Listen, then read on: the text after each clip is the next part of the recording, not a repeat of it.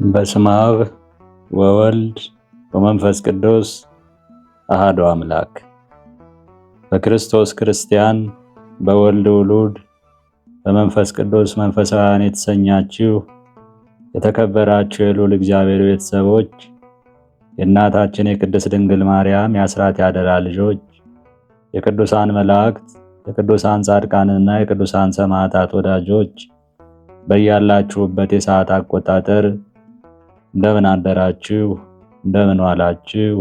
እንደምን አመሻችሁ? አሜን። ሳይገባን በምሕረቱ ጠብቆ ለዚህ ሰዓት ያደረሰን የሰራዊት ጌታ ልዑል እግዚአብሔር የተመሰገነ ይሁን። እንኳን ለጻድቁ አቡነ አረጋዊ ወርኃዊ በዓል እንዲሁም በዕለቱ ታስበው ለሚውሉ የቅዱሳን ዓመታዊና ወርኃዊ በዓላት በሰላም አደረሳችሁ። የተወደዳችሁ የባህራን ሚዲያ ቤተሰቦች ዝግጅታችን ላይክ፣ ኮሜንት እና ሼር በማድረግ አገልግሎቱን እንድትደግፉ በአክብሮት እንጠይቃችኋለን። እንዲሁም ለዚህ ቻናል አዲስ የሆናችሁ የተወደዳችሁ የተዋሕዶ ልጆች ቻናላችን ሰብስክራይብ በማድረግ እና የደወል ምልክቱን በመጫን በየዕለቱ የምንለቃቸው ዝግጅቶች እንዲደርሷችሁ እንድታደርጉ በአክብሮት እንጠይቃችኋለን። ገድለ አቡነ አረጋዊ። አብን አባት እንደሆነ ሕይወትም ገዥም ወላጅም ላኪም እንደሆነ በቃሉና በመንፈሱ ዓለምን ካለመኖር ወደ መኖር አምጥቶ የፈጠረ እንደሆነ በእግዚአብሔር አብ ስም አምነን ከእውነተኛ አምላክ የተገኘ እውነተኛ አምላክ፣ ከእውነተኛ ብርሃን የተገኘ እውነተኛ ብርሃን፣ ከእውነተኛ ሕይወት የተገኘ እውነተኛ ሕይወት፣ ከእውነተኛ መድኃኒት የተገኘ እውነተኛ መድኃኒት፣ ከእውነተኛ ገዢ የተገኘ እውነተኛ ገዢ፣ በአነዋወሩ ከአብ ከመንፈስ ቅዱስ ጋር አንድ የሚሆን በአንድ በእግዚአብሔር ወልድ ስም አምነን ቅድምና ወይም ተድህሮ፣ መጉደል ወይም መጨመር፣ መብዛት ማነስ ሳይኖርበት ከአብ ከወልድ ጋር በአንድነት የሚሰገድለት በሚያስደንቅ ሦስትነት በማይመረመር አንድነት በእግዚአብሔር መንፈስ ቅዱስ ስም አምነን በኅዳር 14 ቀን የሚነበብ የሚጸለይ የአባታችን የአቡነ አረጋዊን የትሩፋቱን ነገር የሚናገር የገድሉን መጽሐፍ ለማንበብ እንጀምራለን። የብፁዕ አባታችን የአቡነ አረጋዊ ጸሎቱና በረከቱ ከወዳጆቹ ከሁላችን ጋር ይኑር ለዘላለሙ አሜን። እኒህ ቅዱሳኖች ወደ ኢትዮጵያ በወጡ በሦስተኛ ዓመት ንጉሡ አልሜዳ አረፈና እጅግ በጣም የበዛ ሕዝብ ተሰብስቦ ሕዝቡም ቅዱሳኖቹም ሁሉ አለቀሱለት። ከዚያም በነገሥታቱ የመቃብር ቦታ ቀበሩት። ከሱ ቀጥሎ የካሌብ አባት ታዜና ነገሰ። እነዚህም ቅዱሳን የትሩፋታቸው ስነ ምግባራቸው በሰማይ ላይ የሚያበሩ እንደ ሰማይ ከዋክብት እያበራ በምንም በምን ሳይለያዩ በአንድነት በማህበር ሆነው በአንድ የጸሎት ቤት ተቀመጡ። በመልካም የተክል ቦታ ያለ ዛፍ በየአይነቱ እንደሚያፈራና መዓዛውም እንደሚጣፍጥ መዓዛ ሃይማኖታቸው የጣፈጠ ሐብረ መልኩ የሚያበራና የሚያስደስት እንደ ህንደኬ እብነ በረድ ድንጋይ የሚያጽደለድሉ በጽዮን የሽቱ አዳራሽ በሽቱ ዕቃ ታሽጎ እንደሚቀመጥ ሽቱ መዓዛ ያላቸው በእብነ ሰምፔር ላይ የተመሰረተ እንደ ጽኑ አምድ የቀጥታ ባህሪ ያላቸው በንጹሕ ወርቅ የተለበጠ እንደ ጳዚዮን ድንጋይ በሴት ሙሽራ አንገት የሚጠለቅ እንደ ወርቅ ሐብል በወንድ ሙሽራ ራስ ላይ እንደሚደፋ የወርቅ አክሊል እንደሚጫን እንደ ወርቅ ዘውድ የምድር መሳፍንትና መኳንንት በጣታቸው ላይ እንደሚያጠልቁት የወርቅ ቀለበት ሆነው ለአክሱም ምድር ጌጥ ሆኗት። የሥርዓታቸውንና የሕጋቸውንም መጽሐፍ አስረከቧት። የክርስቶስ ደቀ መዛሙርት በሆኑ በሐዋርያት የትምህርታቸውን ትእዛዝ ተቀብላ ጸንታ እንድትኖር አደረጓት። ብዙ ድንቅ ድንቅ ታምራትን ያደርጋሉ። በጸሎታቸው አንካሶች እግራቸው ተቃንቶ እንዲሄዱና እንዲሮጡ፣ ዲዳዎች እንዲናገሩ፣ ደንቆሮዎች እንዲሰሙ ያደርጋሉ። ከፀሐይ ይልቅ 7 እጅ የሚያበራ ብርሃን በጸሎተ ማዕዳቸው ላይ ይበራል። ከአንዲት ሰንበተ ክርስቲያን በስተቀር እህል አይቀምሱም። በዚህ አይነት ግብር በአንድነት 12 ዓመት ተቀመጡ።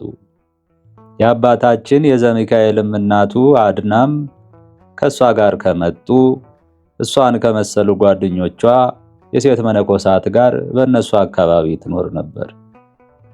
አባታችን ዘሚካኤልንም የበላይ ጠባቂያቸው ወይም መሪያቸው አደረጉት። እንደ አባትና ታከበሩት፣ እንደ አምላካቸው ወደዱት። ስሙንም አረጋዊ ብለው ሰየሙት። ይህም ብልህ አዋቂ ማለት ነው። እንደ ንጹሐን ሐዋርያት መሪ ወይም አለቃ፣ እንደ ጴጥሮስ የመልካም ጎዳና መሪ ሆነዋቸዋልና። ንጉሡ ታዜና በነገሰ በ6ኛው ዓመት እኒህ ቅዱሳን እርስ በርሳችን እየተያየን መኖር በሀገራችን ላይ ሆነን በተድላ በደስታ እንደመኖር ስለሚቆጠር ተለያይተን መኖር ያስፈልገናል ሲሉ አሰቡ፣ ተመካከሩ። በዚያን ጊዜ እያለቀሱና መሪር እንባ እያነቡ ለየራሳቸው ተለያዩ። በዚህም መሰረት አባ ሊቃኖስ ወደ ደብረ ቁናጽል፣ አባ ጴንጤሊዮንም በሱ ትይዩ በሆነ ቦታ 2 ኪሎ ሜትር ያህል ርቆ ሄደ። ገሪማ የተባለ አባታችን ይስሐቅም መደራ ወደሚባል 3 ኪሎ ሜትር ያህል ርቆ ሄደ። አባ ጽህማም ጸደያ ወደሚባል፣ አባ ይማታም ወደ ገብረ አልታ፣ አባ አፍጼም ይሃ ወደሚባል፣ አባ አሌፍም አሃድ ወደሚባል ቦታ ሄዱ፣ ተበታተኑ። ይህ አባታችን አቡነ አረጋዊ ግን ፈጣን ወይም ሯጭና ጎበዝ መንገደኛ 2 ቀን የሚያስኬደውን ያህል በምስራቅ በኩል በምትገኝ እገላ ወደምትባል አገር ከእናቱና ከደቀ መዝሙሩ ከማያታያስ ጋር ሄደ። በመንገድም ሲጓዝ ደስበረ መድኃኒት ከምትባል ቦታ ደረሱና በዚያ አደሩ። ቀኑ መሽቶ ነበርና በዚያም ለ7 ቀን ያህል ተቀመጡ። የዚህች ሀገር ሰዎች በጣም ክፉዎች ስለነበሩ ዘለፉት፣ ነቀፌታም አመጡበት። እሱም በዚች ሌሊት የእግዚአብሔር ቁጣ በላያችሁ ትውረድ፣ የምድራችሁንም ፍሬ አጥፋ፣ በሀገሪቱም ላይ በየጊዜው ውርጭና ቁር ከመውረድ አያቋርጥ ሲል ረገማቸው። በአቅራቢያው ያለችውን አገር ግን የምድር ፍሬ ሁል ጊዜ ከአንቺ አይታጣ ወይም አይጥፋ፣ በአንቺ ላይ ሰፍረው የሚኖሩ ሰዎች ሁሉ ባለጸጎች፣ ንዑዳን፣ ክቡራን ይሁኑ ሲል በአራቱ ማዕዘን በትምህርተ መስቀል ባረካት። በሩቁ ጎልተው እስከሚታዩ ድረስ ላሞቿ የሰቡ ሰንጋዎቿ የደለቡ ይሁኑ። የበግ መንጋዎቿ በማሰሪያዎቻቸው የበዙ የተራቡ ይሁኑ። በአንቺ ላይ አባር ሸነፈር፣ የእህል ችግር አይኑር። በአንቺ ላይ የሚኖሩ ሕዝቦች ለከብቶቻቸው የውሃና የሳር እጦት ፈጽሞ አይኑር በማለት ባረካት። በኋላ ዘመን የሚሆነውን ከመሆኑ በፊት የትሩፋት መታሰቢያ ተሆነው ዘንድ አውቆ ባረካት። ስለዚህም ለልጅ ልጅ እስከ ዘላለም ድረስ ትባረክ ብሎ ባረካት። ከዚያም ጥቂት እልፍ ብሎ ዱር ለዱር የሚዞር ጋኔን ያደረበት አንድ ሰው አገኘ። በሰውየው ላይ ያደረው ጋኔንም አንተ የእግዚአብሔር ሰው ወይም አገልጋይ ዘሚካኤል ሆይ ታጠፋይ ዘንድ መጣህን እያለ በታላቅ ቃል ጮኸ። አባታችንም ዘሚካኤል በትምህርተ መስቀል አማተበበትና ዝም በል አፍህንም ዝጋ አለው። በዚህ ጊዜ ፈጽሞ ዝም አለ። ጋኔኑም ከሱ ወጣ። ከዚህ በኋላ በእጁ አነሳው፣ ፈጥኖም አዳነውና ከእንግዲህ ወደ ሀገር ሂድ አለው። እሱም ስላዳነውና ስለፈወሰው እግዚአብሔርን ፈጽሞ አመሰገነ። ሰውየው ግን የእግዚአብሔር ባለሟል የሚሆን አረጋዊ የተባለ ከአባታችን ከዘሚካኤል እግር ስር ወድቆ አባቴ ሆይ ለ6 ዓመታት ያህል ያሰቃየኝ ከነበረ ደዌ ፈውሰኛልና እስከ ለተሞቴ ድረስ ካንተ ፈጽሞ መለየት አይኖርብኝም አለው። ስለዚህም ልቡን አጽንቶ ተከተለው፣ ደቀ መዝሙሩም ሆነ። የሀገሩም ሰዎች ይህን ድንቅ ሥራ በተመለከቱ ጊዜ ከሰው መጨናነቅ የተነሳ መንገዱን ይሄድ ዘንድ እስኪከለክሉት ድረስ ታላቁም ታናሹም ልጁም አዋቂውም ሴቱም ወንዱም ወደሱ ተሰብስበው ከበቡት። ዳግመኛም ከዚያ ጥቂት እልፍ ብሎ ስሟ ውላ ማህበር ከሚባል የዛፍ ጥላ ስር አረፈ። እሷም እስከ ዛሬ ድረስ የቅዱሳን ማረፊያ ሆና ትገኛለች። ቅዱስ አባታችን አረጋዊም ቅድስት ቦታ ዳሞን ባያት ጊዜ 3 ጊዜ ሰገደ። ዳግመኛ እየሄደ ከወንዝ ዳር ሲደርስ አንድ ሰው መጣና ይህ የተሰበሰበ ሕዝብ ምንድን ነው? እኒህስ እነማን ናቸው? ሲል ጠየቀ። ሰዎችም ይህ አባታችን አረጋዊ የተባለ ከሮም ከወጡ ወይም ከመጡ ቅዱሳን አንዱ ሲሆን እሱም በሀገራችን ላይ በመንገድ ሲያልፍ ድውይ ይፈውሳል፣ አጋንንትም ያወጣል አሉት። ያ ጎልማሳ ሰውዬም ይህን ከሰማ በኋላ ወደ ቤቱ በችኮላና በሩጫ ሄደ። የታመመ ወይም በሽተኛ የነበረ ልጁንም በአልጋ አሸክሞ መጣ። ከዚያም በሽተኛውን ልጅ ከአባታችን እግር ስር አስቀመጠውና አባቴ ሆይ ልጄን በጸሎት ኃይል ከበሽታው ትፈውስልኝ ዘንድ ማልድሃለሁ አለው። አባታችንም አረጋዊም ጌታዬና ንጉሴና አምላኬ ኢየሱስ ክርስቶስ ይህን ድውይ ከአራተ ሕማሙ ያንሳው ፈጽሞም ከደዌው ይፈውሰው ወይም ያድነው ሲል ተናገረ። በዚያን ጊዜ በሽተኛ ልጅ ፈጥኖ ዳነና ከሰዎቹ እኩል በእግሩ እየተራመደና እየሮጠ ሄደ። ይህን ታምር የተመለከቱ የሀገሩ ሰዎችም ፈጽመው አደነቁ። ከዚያ በፊት በሀገራቸው ላይ ድውይ የሚፈውስ አጋንንትን የሚያወጣ አይተው አያውቁምና። ስለዚህም እጅግ በጣም ተደሰቱ፣ እልልታንም አበዙ። በስራውና በባህሪው እንደ ዕንቁ የከበረ ሰው አግኝተዋልና ከፍቅራቸውም ጽናት የተነሳ ከነሱ ይሄድ ዘንድ ወይም እንዲለያቸው አያሰናብቱትም ነበር። ከዚያም ጥቂት አልፎ ምስጋጎ የምትባል ታላቅ ገለብ ወይም ቋጥኝ አጠገብ ደረሰ። ከዚያም ላይ ሆኖ ቅድስት ቦታ ዳሞን ለይቶ አጣርቶ ተመለከታት። በተራራዋ ላይ ለመኖር ወደደ። በአመችነቷም ልቡ በፍቅር ነደደ። ፈጥኖም ወደ አጠገቧ ወይም አካባቢዋ ከደረሰ በኋላ ከጫፎቿ ላይ የሚወጣባት መንገድ ተመለከተ፣ ፈለገ፣ ነገር ግን አላገኝም። የተራራዋን ዙሪያ በሙሉ ቢዞር ፈጽሞ ወደ ላይ መውጫ አላገኝም። ከዚች ተራራ ላይ ወጥቼ ለመኖር እጅግ ፍላጎት ነበረኝ፣ ነገር ግን ወደ ላይ መውጫ መንገድ አላገኘሁም አለ። ይህንንም ካለ በኋላ ገደሉ ረጅምና ተራራውም እጅግ ምጡቅ ወደሆነ ሰቁራ የሚሉት ወደ ሌላ ቦታ ሄደ። በዚያም ትንሽ በር መግቢያ አገኘና ከተራራው ላይ ወጣ።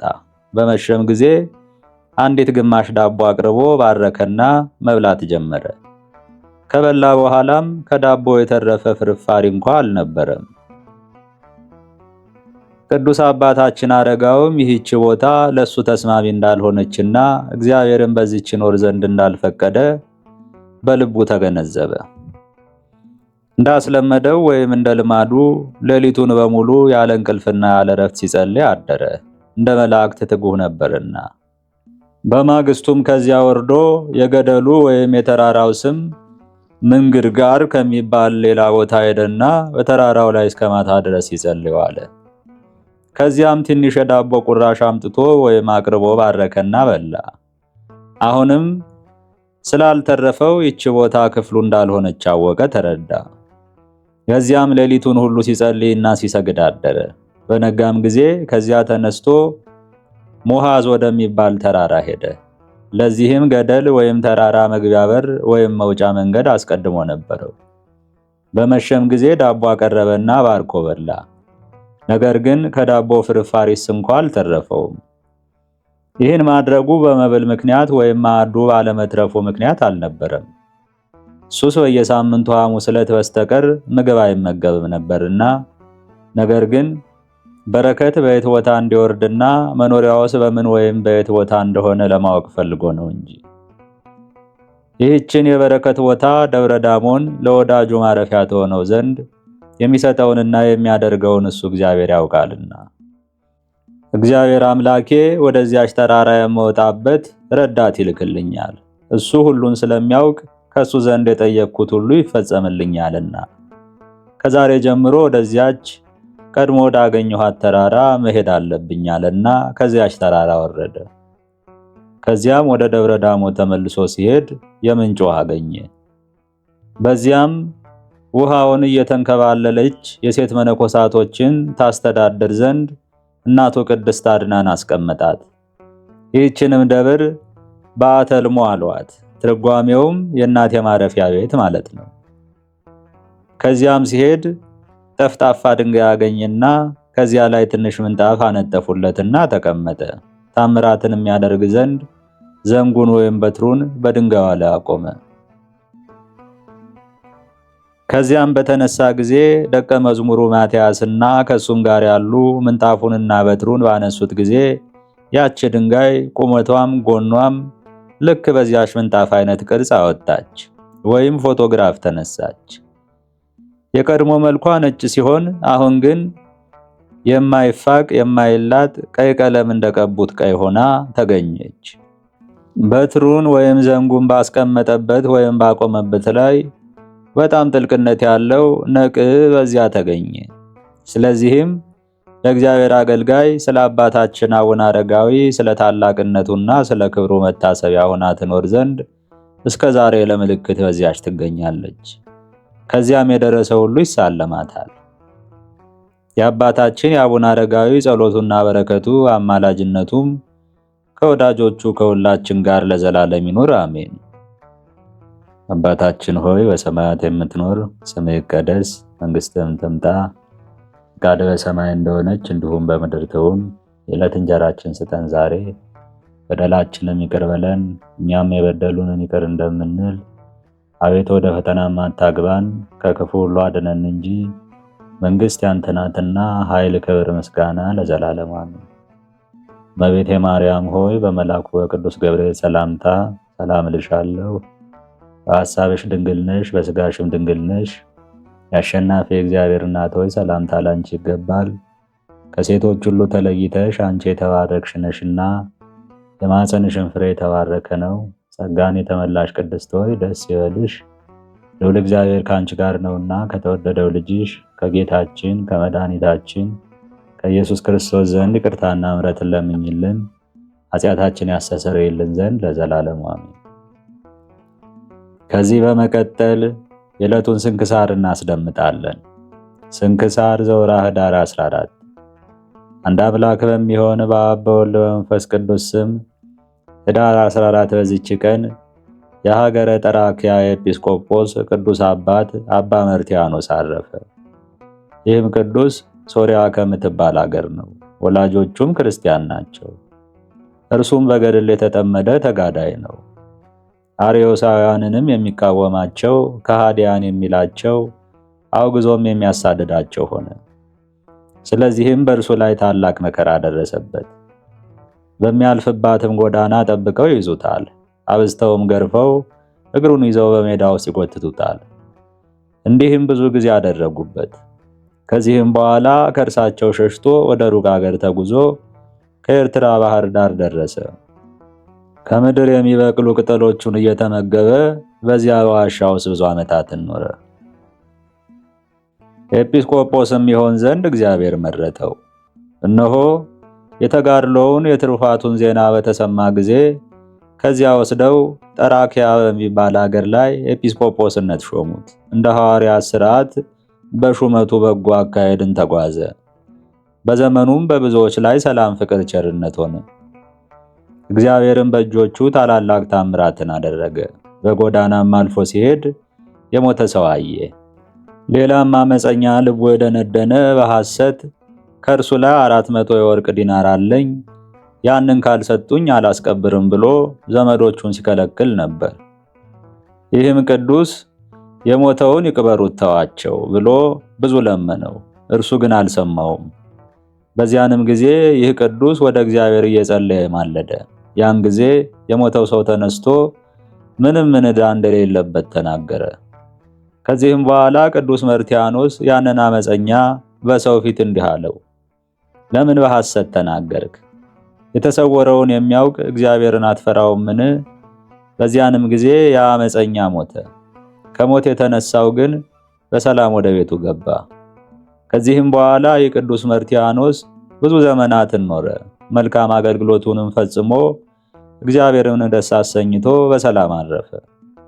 ለእግዚአብሔር ምስጋና ይሁን። እኛንም በዚህ አባት ጸሎት ይማረን፣ በረከቱም ከኛ ጋር ትኑር ለዘላለሙ አሜን። በዚህችም ቀን ለፋርስ ንጉሥ ታምራት ያደረገና ክብር ይግባውና በጌታችን ኢየሱስ ክርስቶስ ያሳመነው የአባ ዳንኤል ዕረፍቱ መታሰቢያ ነው። የእምነቱም ምክንያት እንዲህ ነው። ይህ ንጉሥ ጽኑ የሆነ የሆድ በሽታ ታሞ ነበር። ባለመድኃኒቶችም ሊያድኑት አልቻሉም። ንጉሡም ከማዕዱ የሚመግበው አብሮት የሚኖር ሥራየኛ ሰው ነበረው። ንጉሡም እንዲህ አለው፣ ያንተ ከኔ ጋር መኖር ጥቅሙ ምንድን ነው? ከዚህ በሽታ ካልፈወስከኝ እገድልሃለሁ። ሥራየኛውም ንጉሡን በተንኮል እንዲህ ብሎ ተናገረው፣ ንጉሥ ሆይ የምነግርህን ካደረግ ከደዌ ትድናለህ።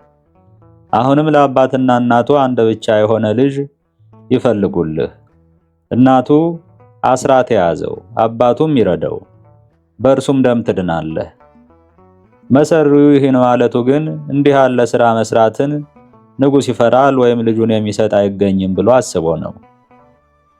ንጉሡም በሚገዛው አገር ውስጥ ፈልገው በ1000 ወርቅ ዲናር ሕፃን ልጅ ይገዙለት ዘንድ አሽከሮቹን አዘዘ። በዚያችም አገር አንድ ልጅ ያላቸው ድሆች የሆኑ ባልና ሚስት ነበሩ። እነርሱም ይህን ነገር ሲሰሙ ልጃቸውን ወደ ንጉሥ ወሰዱ። ልጁም በማልቀስ እኔ በፈጠረኝ እግዚአብሔር ላይ ተማምኛለሁና እርሱም ያድነኛል ይል ነበር። እናቱም አጥብቃ አሰረችው። አባቱም ሊያርደው በንጉሡ ፊት ሾተሉን መዘዘ። በዚያንም ጊዜ ሕፃኑ ዓይኖቹን ወደ ሰማይ ቀና አድርጎ ወደ እግዚአብሔር በልቡ ሲጸልይ ከንፈሮቹን አንቀሳቀሰ። እግዚአብሔርም በንጉሡ ልብ ርኅራኄን አሳደረ። ፈታችሁ ልቀቁት ብሎ አዘዘ። ወደ እርሱም አቅርቦ ዓይኖችን ወደ ሰማይ ባቀና ጊዜ ምን አልክ አለው። ጌታዬ ሆይ ልጅን የሚገፋው ቢኖር አባትና እናቱ ያድኑታል። ከዚያም የጸና ሥራ ቢኖር ንጉሥ ዳኛ ያድነዋል። እኔ ግን ከሁላችሁም እርዳታ ባጣው ጊዜ ወደ እግዚአብሔር ለመንኩ አለው። ንጉሡም ሰምቶ ራራለት፣ 1000 ወርቅ ዲናርንም ሰጠው። ስለዚህም ነገር እግዚአብሔር ይቅር ሊለው ወዶ መነኮስ ዳንኤልን ላከለት። እርሱም ወደ ንጉሡ በደረሰ ጊዜ በፊቱ ታምራትን አድርጎ ክብር ይግባውና በጌታችን ኢየሱስ ክርስቶስ አሳመነው፣ ከበሽታውም ፈወሰው። ከቤተሰቦቹ ሁሉ ጋርም አጠመቀው። ከዚህም በኋላ ወደ በዓቱ ተመልሶ እየተጋደለ ኖረ። እግዚአብሔርንም አገልግሎ በሰላም አረፈ። ለእግዚአብሔር ምስጋና ይሁን፣ በረከቱም ትድረሰን ለዘላለሙ አሜን። በዚህችም ቀን የሱራስጦስ፣ የእንድራዎስ፣ የመብሪኖስ፣ የራጢና፣ የኤስጥና ደግሞ የጋሴስ፣ የበጥላን፣ የደብረ ቢዘኑም የሃይማኖት መምህር የአባ ዮሐንስ መታሰቢያቸው ነው። በደብረ ቀልሞን የተሰራችን ቤተክርስቲያን የከበረችበት ነው። በረከታቸውም ትድረሰን ለዘላለሙ አሜን። ኅዳር 14 ቀን የሚከበሩ ዓመታዊ የቅዱሳን በዓላት፣ አንደኛ አባ ዳንኤል ገዳማዊ፣ ሁለተኛ አባ መርትያኖስ ካልዕ ዘጠራኪያ፣ ሶስተኛ አባ ዮሐንስ ዘደብረ ቢዘን ኤርትራ፣ አራተኛ ቅድስት ደብረ ቀልሞን። ወርሃዊ በዓላት፣ አንደኛ አቡነ አረጋዊ ዘሚካኤል፣ ሁለተኛ አባ ስምዖን ገዳማዊ፣ ሶስተኛ አባ ዮሐንስ ጻድቅ፣ አራተኛ እናታችን ቅድስት ነሳሂት፣ አምስተኛ ቅዱስ ፊልጶስ ሐዋርያ ከ72ቱ አርድእት፣ ስድስተኛ ቅዱስ ገብረ ክርስቶስ መራዊ፣ ሰባተኛ ቅዱስ ሙሴ መራዊ። ለአንዱም በአንዱ መንፈስ የመፈወስ ስጦታ፣ ለአንዱም ታምራትን ማድረግ፣ ለአንዱም ትንቢትን መናገር፣ ለአንዱም መናፍስትን መለየት፣ ለአንዱም በልዩ አይነት ልሳን መናገር፣ ለአንዱም በልሳኖች የተነገረውን መተርጎም ይሰጠዋል። ይህን ሁሉ ግን ያ አንዱ መንፈስ እንደሚፈቅድ ለእያንዳንዱ ለብቻው እያካፈለ ያደርገዋል። አንደኛ ቆሮንቶስ ምዕራፍ 12 ከቁጥር 9። ጌታ ሆይ ከብልጽግናቸው ብዛት የተነሳ ብዙ መባ ካገቡት ይልቅ የድሃይቱን አነስተኛ መባ እንደተቀበልክ ለሁል ጊዜ የሚያገለግሉ አላፍ መላእክትን እያሳሰብኩ በችግሬ ጊዜ የማቀርብልህ ምስጋና ተቀበል። እናንተም ቅዱሳን ነቢያት፣ የወንጌል ሰባኪያን ሐዋርያት፣ ሰማዕታትና ጻድቃን፣ ትጉሃን መላእክት፣ ፍጹማን ደናግል እንዲሁም ደጋጎች መነኮሳት ሆይ ልጅ አዋቂ ሳይለይ የምንሰበሰብበትን የጉባኤ ቦታ ባርኩ።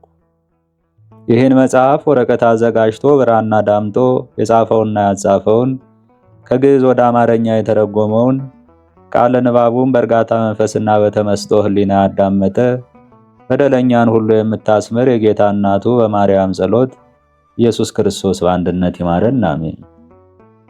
አነሳስቶ ላስጀመረን አስጀምሮ ላስፈጸመን ለልዑል እግዚአብሔር ክብር ምስጋና ይግባው። አባታችን ሆይ በሰማያት የምትኖር፣ ስምህ ይቀደስ፣ መንግስትህም ትምጣ፣ ፍቃድህ በሰማይ እንደሆነች እንዲሁም በምድር ትሁን። የዕለት እንጀራችንን ስጠን ዛሬ፣ በደላችንም ይቅር በለን እኛም የበደሉንን ይቅር እንደምንል።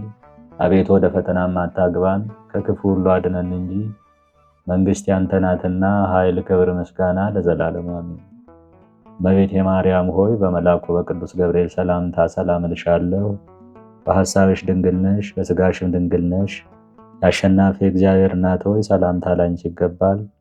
ከሴቶች ሁሉ ተለይተሽ አንቺ የተባረክሽ ነሽና የማኅፀንሽም ፍሬ የተባረከ ነው። ጸጋን የተመላሽ ቅድስት ሆይ ደስ ይበልሽ፣ ልዑል እግዚአብሔር ከአንቺ ጋር ነውና ከተወደደው ልጅሽ ከጌታችን ከመድኃኒታችን ከኢየሱስ ክርስቶስ ዘንድ ይቅርታና ምሕረትን ለምኝልን ኃጢአታችን ያስተሰርይልን ዘንድ ለዘላለሙ አሜን። ምስጋና ይሁን አንድ አምላክ ለሚሆን ለአብ ለወልድ ለመንፈስ ቅዱስ እስከ ዘላለሙ ድረስ አሜን። ይቆየን።